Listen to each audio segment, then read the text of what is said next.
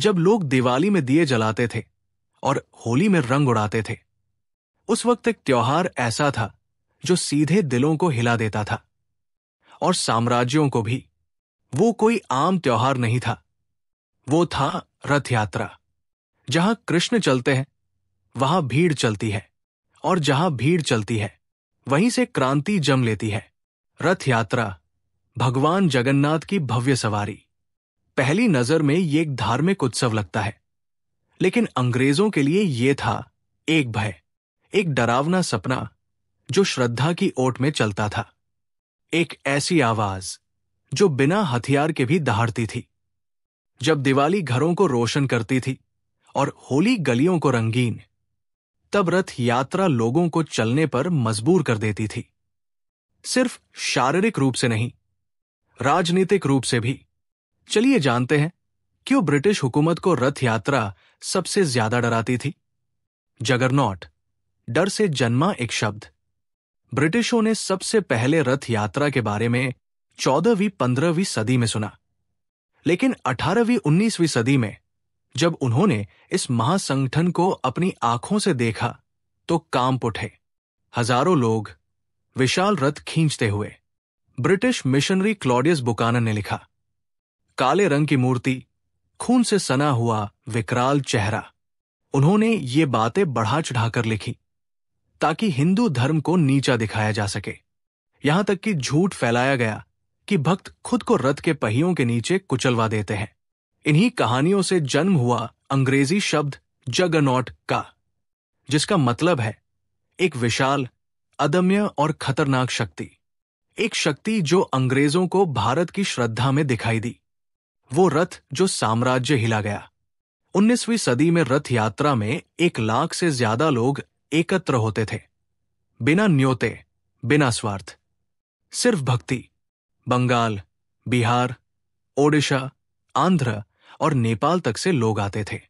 1857 की क्रांति के बाद अंग्रेजों को समझ आ गया था, धार्मिक भावनाएं कितनी जल्दी बगावत में बदल सकती है। अब यह त्योहार उन्हें पूजा नहीं, खुफिया खतरा लगता था। वो भगवान जिसे ब्रिटिश समझ नहीं पाए। अंग्रेजों को देवी देवताओं को वर्गों में बांटना आता था, लेकिन भगवान जगन्नाथ को वे परिभाषित ही नहीं कर पाए। क्या वे आदिवासी थे, विष्णु के रूप थे, बुद्ध धर्म से जुड़े थे? वे सबके थे, और यही बात ब्रिटिश हुकूमत के लिए सबसे बड़ा खतरा थी। जगन्नाथ मंदिर में गैर ब्राह्मण पुजारी भी थे। रथ यात्रा में भगवान सड़कों पर उतरते थे, आम आदमी के बीच, जहां हर जात, हर वर्ग को रस्सी पकड़ने का हक था। ये समानता की भावना ब्रिटिशों की हायरार्की तोड़ रही थी। जनता का पागलपन, ब्रिटिश जासूसी शुरू होती है। 1870 की ओडिशा डिस्ट्रिक्ट गजेटियर में ब्रिटिश अफसरों ने लिखा, इन भक्तों की अंध भक्ति और भीड़ को नियंत्रित करने में पुलिस की असमर्थता से खतरा है। मिशनरियों ने रथ यात्रा पर पाबंदी की मांग की। रथ की ऊंचाई घटाने की कोशिश हुई, पहियों को बदलने की कोशिश हुई, लेकिन सब नाकाम रहा, क्योंकि ये उत्सव अब लोगों के दिलों में बस चुका था। स्वदेशी रथ, जब रथ यात्रा बनी राजनीतिक क्रांति का प्रतीक। 1905 के स्वदेशी आंदोलन में रथ यात्रा ने एक नई भूमिका निभाई, राजनीतिक चेतना जगाने की।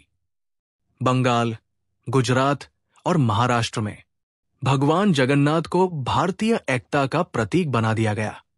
यात्रा के दौरान भाषण होने लगे, जहां श्री कृष्ण की धर्म के लिए लड़ाई को अंग्रेजों के खिलाफ संघर्ष से जोड़ा गया। गांधी जी की नमक यात्रा भी इसी भावना से जन्मी थी। चलना, साथ चलना, विश्वास के साथ आजादी की ओर, पुरी से परे। जब रथ यात्रा पूरे भारत में गूंजी, रथ यात्रा अब सिर्फ पुरी तक सीमित नहीं थी। बंगाल की महेश रथ यात्रा, अहमदाबाद की रथ यात्रा, हर शहर में ये एकता और समानता की भावना लेकर आई। कहीं ये जातियों को जोड़ रही थी, कहीं भाषाओं को। हर रथ अंग्रेजों को बता रहा था कि भारत जाग रहा है, भक्ति के रथ पर सवार होकर।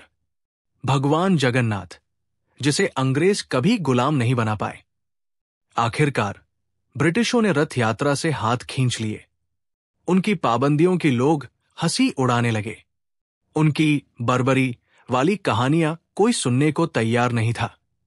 यहां तक कि कुछ ईसाई बने भारतीय भी रथ यात्रा में लौटने लगे। धर्म के लिए नहीं, संस्कृति के लिए। भगवान जगन्नाथ मंदिरों में बंद नहीं थे। वो हर साल सड़कों पर उतरते थे। किसानों, जुलाहों, मछुआरों के हाथों से खींचे जाते थे। उस एक पल में कोई नीच नहीं होता था, कोई अछूत नहीं होता था। हर कोई उस रस्सी का हिस्सा बनता था। और एक ऐसे साम्राज्य के लिए जो बंटवारे पर टिका था। यह था सबसे बड़ा खतरा। धर्म के पहिए जब चले तो साम्राज्य भी रुकते हैं। ब्रिटिश राज ने कई विद्रोह देखे, लेकिन भारत की उस आध्यात्मिक क्रांति से कभी उबर नहीं पाए, जो बिना तलवार, बिना झंडे, रथ के पहियों के साथ आगे बढ़ रही थी। रथ यात्रा ने भारतीयों को याद दिलाया कि वे गुलाम नहीं, सेवक है, कि उन्हें चलने के लिए आज्ञा नहीं, बस एक आस्था चाहिए। और जब धर्म का रथ चल पड़ता है तो साम्राज्य भी रास्ता छोड़ देते हैं। अगर ये कहानी आपको छू गई हो तो रथ यात्रा के इस गौरव को दुनिया तक पहुंचाने में हमारी मदद करें। लाइक करें, कमेंट करें और चैनल को सब्सक्राइब करना न भूलें।